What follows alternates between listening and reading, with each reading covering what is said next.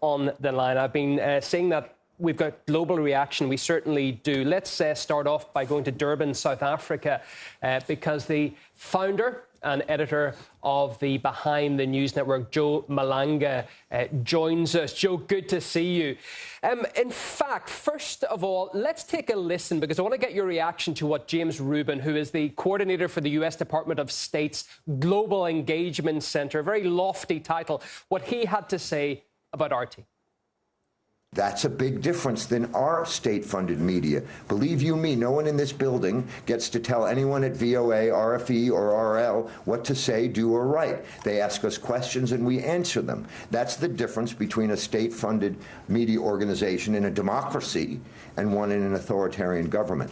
The leader of RT has admitted that that's what she does, and they do, and we've now given you enormous examples of how dangerous it is around the world, and I sure hope it meets your definition of something new. So essentially, Joe, what we have there is our state-funded media, well, we're superior to all our global counterparts. Do you find that argument convincing? Where the hell is he getting this statement from? Who admitted to what?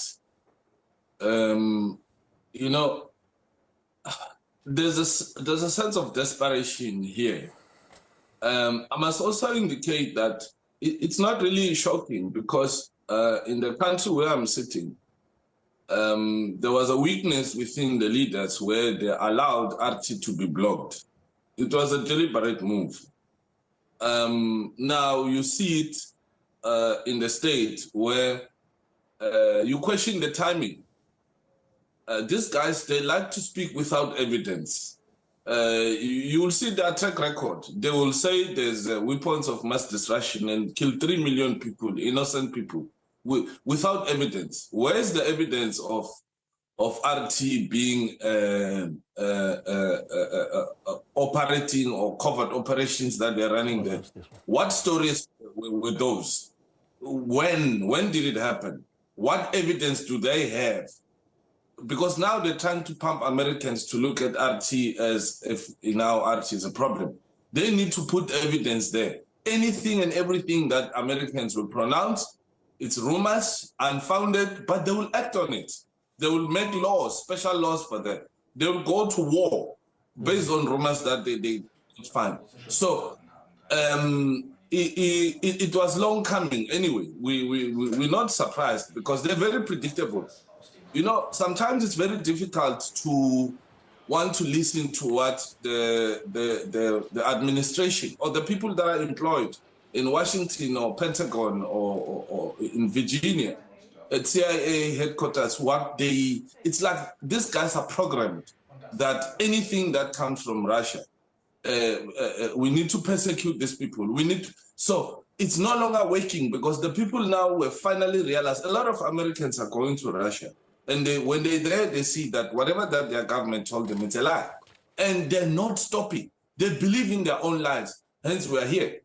So whatever that these guys are talking about now, one question that will come: where is the evidence of what they are talking about? Yeah. Can they provide evidence? Just if I can ask you a question, if I can jump in. You know, Blinken has said and alleged, basically, he said that, you know, RT is responsible for some sort of malign influence in Africa. You know, I mean, we all know that Russia doesn't have a colonial, you know, baggage, if you like, in Africa, whereas, you know, the United States, all through the Cold War, etc., has had quite an impact on the continent of Africa. What do you think about that? What do you think of that allegation that it's Russia is having a negative influence in Africa, whereas does he suggest that the United States is having a positive one? According to the colonial master, that's what he believes in, because it's disturbing the party that they are trying to do. They have not stopped looting Africa. They're getting involved in African affairs. So when somebody is coming to put true stories forward, to assist the African people truthfully and treat African people as partners, the colonial master will never like that, because you make these people to wake up. You have seen the wave of the coups of the American puppets and the Western puppets that have been removed from power in Africa. They didn't like that. Now they're busy punting for positions for Security Council for 2 African countries. How are they going to select them?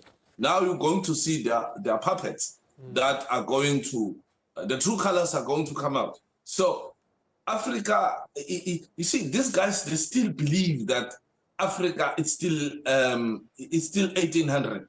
No, we are awake. There's technology. We can decide on our own. We can think on our own. And we can see that Americans or the Western countries are becoming a burden. They have been a burden for the past 500 years.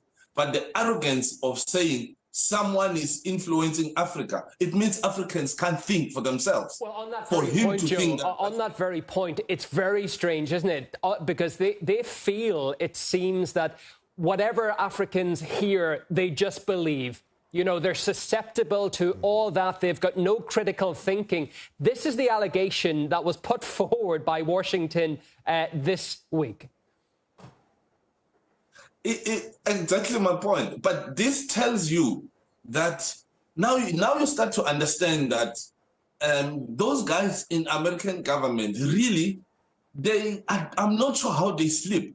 Or maybe it's the programming. I start to believe that to work in the American government, you have to be stupid from birth in order to be able to pronounce things that are so stupid, to say things that you don't necessarily believe in, unless if you program, unless if you undermine control. Because the way they think, the way they say things